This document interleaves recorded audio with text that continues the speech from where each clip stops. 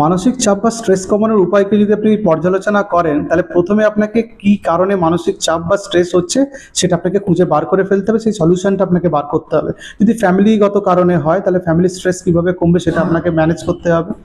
2 নম্বর, আপনাকে না বলতে শিখতে হবে। মনে করুন আপনাকে কেউ একটা কোনো কাজ করতে বলছে, সেটা আপনি করতে চান না, তাহলে আপনি ডিরেক্টলি না বলুন। নিজের উপরে চাপ বাড়িয়ে, মেন্টাল স্ট্রেস বাড়িয়ে অ্যাংজাইটি বাড়ানোর কোনো মানে হয় না। 3 নম্বর, একটা চেকলিস্ট রাখুন। সারাদিনে যা যা কাজ করবেন একটা জায়গায় লিখে রাখুন এবং সেই কাজগুলো হয়ে গেলে টিক দিয়ে দেবেন। তাহলে দেখবেন যখন কাজগুলো একটার পর একটা হতে থাকবে, আপনি টিকগুলো দেখতে থাকবেন, আপনার স্ট্রেস অনেকটা কমবে। 4 নম্বর, ফাইন্যান্সিয়ালি আপনাকে অনেকটা স্টেবল হতে হবে, তার জন্য কিছু প্ল্যানিং করে নিতে হবে, তাতে অনেকটা স্ট্রেস কমবে। 5 নম্বর, আপনাকে এক্সারসাইজ করতে হবে। এক্সারসাইজ করলে আমাদের বডিতে এন্ডরফিন বলে গুড হরমোন বেরোয়, সেটা আমাদের স্ট্রেস কমাতে সাহায্য করে। যোগা, আমাদের যোগব্যায়াম করলে স্ট্রেস কমে, সেটা আমাদের করতে হবে। মেডিটেশন করলে আমাদের দেখা গেছে, বা মাইন্ডফুলনেস করলে দেখা গেছে যে আমাদের স্ট্রেস কমে, অ্যাংজাইটি লেভেলটা কমে।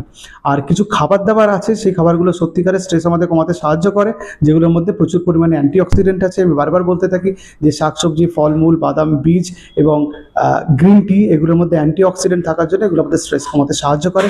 যতটা সম্ভব স্মোকিং, অ্যালকোহল থেকে দূরে থাকবেন, ততটা আপনাদের স্ট্রেস কমবে।